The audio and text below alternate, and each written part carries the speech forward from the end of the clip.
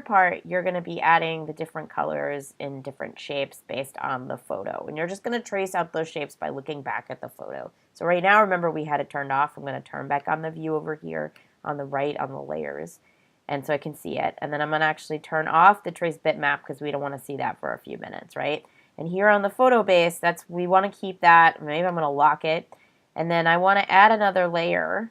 And I'm going to call this shapes, just so I know it's a different thing than trace bitmap.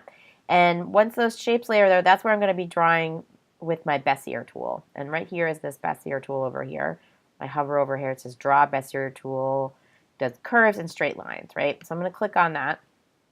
And what I'm going to do is I'm going to trace the outline of his hair, right? So I'm going to start right here at his chin. I'm going to click once, and so I can kind of see the line. And every time you click with the Bezier tool, it makes a point in the outside of your shape, right?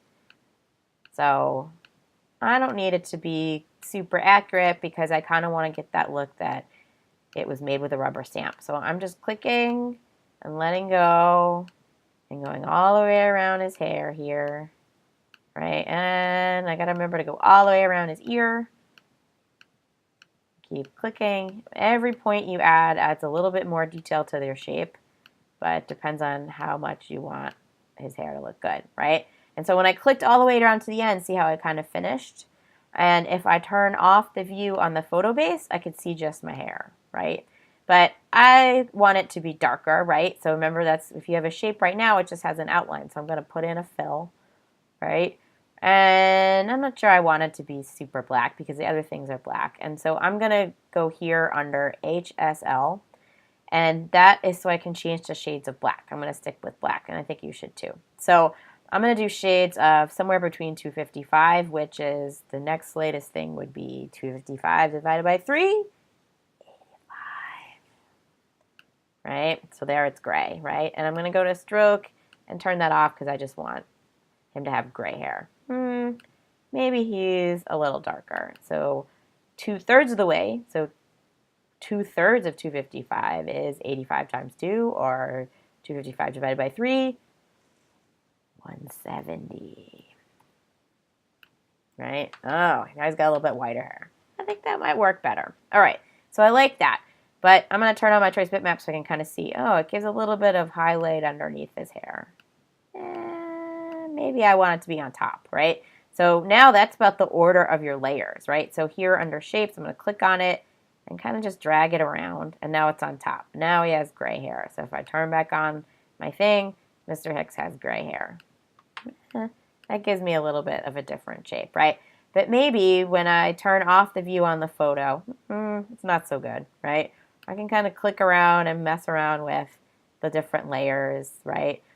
The hair is not super satisfying. I'm going to leave it there for now. But I think the other thing that's great about him is his beard.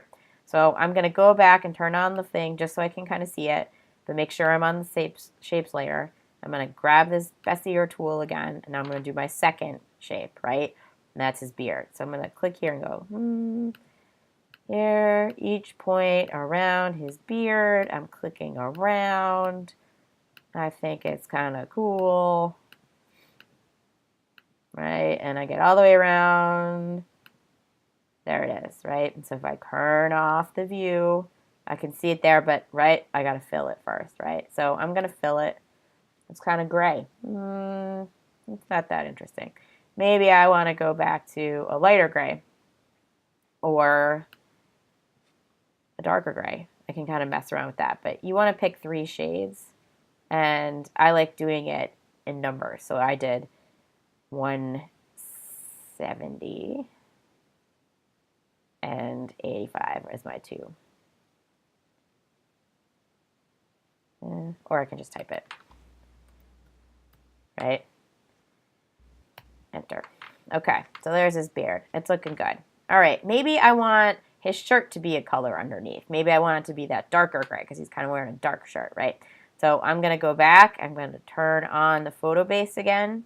I'm going to make sure I'm on my shapes layer, right? I'm going to click off of my selected beard thing, right? And I'm going to choose the Bezier tool again, right? I'm going to pick a different part of him to highlight, right? And so maybe that's going to be his shirt. So I'm going to start here. I'm going to click on a shirt. And the key about this is to not spend too much time on it, because the quicker you do it, the more fun it is.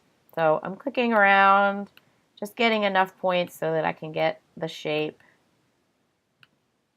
I'm clicking around all the way at the bottom because I want to make sure I get all the way around, and there it is, right? And so now I'm going to go under fill and fill this in, but maybe I'm going to make it the darker color.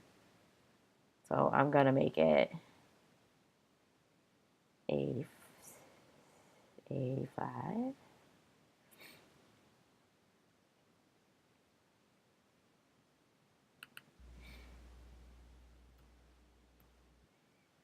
All right, oh, it's the darker color. I kind of like it, right? And make sure that I turn off my photo base so I can kind of see. Wow. All right, I like this. So now I've got 3 different colors of gray in there.